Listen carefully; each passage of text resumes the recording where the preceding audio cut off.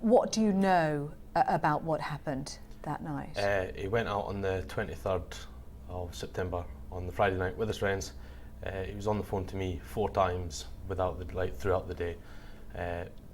Normal conversation of what we had, just as we always are.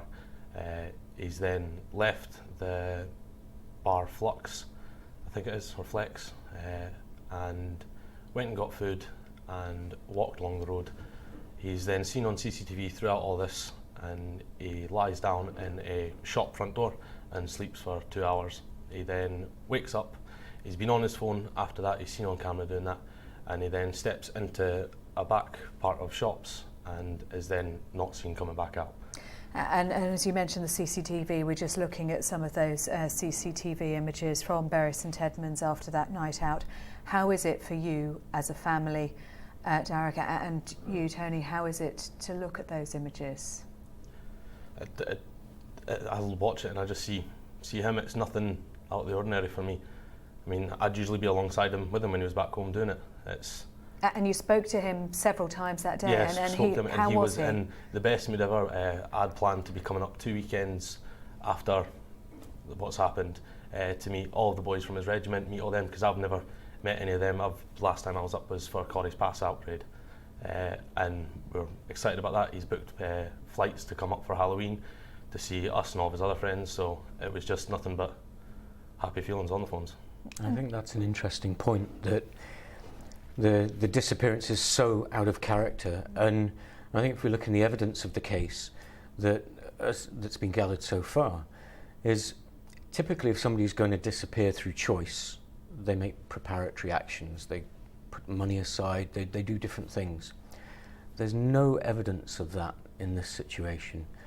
And as Derek has said, Corrie goes into an area that's surrounded by CCTV and is not seen leaving. And the police investigation at the moment has 3 possible outcomes. One is that Corrie disappeared through choice. One is that he's disappeared against his will. And the other, obviously the one we want to contemplate least, is that he may be dead. And I think... And the search area is wide, isn't it? Because he was walking a long way to his accommodation, where he was meant to end up. We believe that that's where he was intended to go, to RAF Honington, which is sort of 7-8 miles north of where he was. And this is a walk, this wasn't the first time he'd done it, this was a walk he did. He had only gotten so far along doing it, but the fact of it is he would have been seen on cameras leaving Bury. He would have been picked up somewhere. So you don't think he ever left? I don't, on his accord, I do not think he left whatsoever. He would not do this and not be in contact with me, my mum, just someone from the family. He would be in contact. And I think this comes back to look at the evidence of these 3 possible scenarios, because again, if somebody's going to disappear, they plan to do it and they make preparation, or some significant motivating factor happens that they make a snap decision. There's no evidence of either of those scenarios, and based on Derek and all of his friends and family and how close they constantly are, it doesn't feel as though the evidence supports that as one of the likely scenarios. And in the same way as the early speculation about potential links to the terrorist incident in Marham, I think that rightly the police have assessed that doesn't seem like a likely probability, simply based on the assumption that if it had been terrorist related, they would have made some sort of public statement. So if we can discount those 2 on reasoned assumption, that leaves us the other 2, which is there's another third party involvement and this is against his will, or he's had some sort of accident or something's befallen him and he's now dead. Now, if that's the scenario, this is the extensive search activity that the police are undertaking. It is a significant area. It's semi-rural, it's very rural in parts. The police have limited resources. They have helicopters and dogs and volunteer search teams from Salsar and elsewhere. But we're now looking towards the military assistance through the RAF, the Army, some of the specialist resources that we've got, potentially from engineering type units in Aldershot, that kind of thing, to try and discount that, which only then leaves us with a third party, if that's the route it goes. And for you as a family, how difficult is it to contemplate that, Derek? It's honestly, the whole thing, I've said it from just the beginning, it's just surreal. The whole thing, you just don't know how you're getting through it each day, and it is just each day by each day is just what's happening. can't even get my head around it. And what about your mum? I've been with her every day since that we found out, and she's obviously, with her job being in the police, she deals with incidents like this, and she can put a brave face onto it, but it's still, when it's your own son, it's your son, it's how you can do it. So yeah, she can cope really well with it at some points, but at some points it just hits straight down to earth of what's actually happening. Derek, as you were saying, your brother was out with friends that evening in Bury St Edmunds. What have they had to say about that evening? Hell, I've met up with all the boys now, and it's bad because it's these circumstances that I've now met all the boys from his regiment. All of them, it's Corey will go out, he'll do his own thing. It's what we do back home. We'll all separate and meet up at the end of the night, or we'll just meet up, go grab a drink. That's what we do. Him going out on his own accord, getting food and going sleeping, it's Corey. The only part that isn't Corey is that he's not turned back up.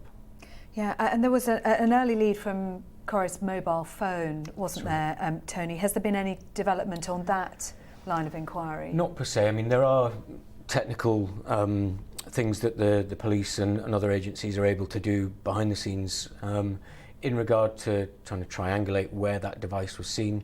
We know when it last left Bury, and we know when it arrived at a location approximately 8-9 miles away, in a frame of time that indicated it must have been on a vehicle. Now that coincides with a dustbin lorry, a commercial waste vehicle that was emptying bins from the place that Corey was last seen on the video that's just been playing on the screen. So that vehicle has been forensically investigated. There are areas of search that still need to be concluded in relation to that vehicle and where it picked up and dropped off some of its waste. Because it was calibrated though, like the weight of it, everything. So what we mean by that is we know what was dropped into that vehicle in terms of weight, and it doesn't correlate with Corey from the bin. But what is suspected is that the phone perhaps travelled on that vehicle. The phone might have been thrown in the bin. Whether Corey was with it or not, we don't know. Now, they are still clearly trying to locate that phone because it may contain evidence that assists us to try and locate where he is. But it is still outstanding, and that's one of the things that we are appealing for, is for people in that general area and possibly slightly wider area. It's a Nokia Lumia phone, black, and if anybody sees that, finds one, please contact the police on 101 or the incident room number. And similarly, I think something Derek hasn't mentioned, you see it on the video, Corey's wearing a bright pink shirt and white jeans. That's a fairly noticeable set of clothing. But because the image of him on video has been seen quite a lot, I think people are trying to see him in the context of walking. What we're asking people to do is replay your recollection of that evening. Could you have seen him in a vehicle with other people and not on his own, in a different context, basically?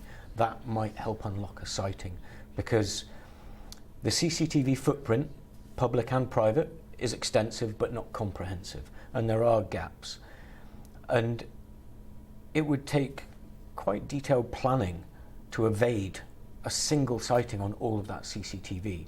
That's not something that somebody drunk by chance does. And that's what makes this so hard to understand, as to how somebody in a modern British urban town can vanish without any trace by digital or human sight. So you're appealing for information about the phone if anyone has seen him.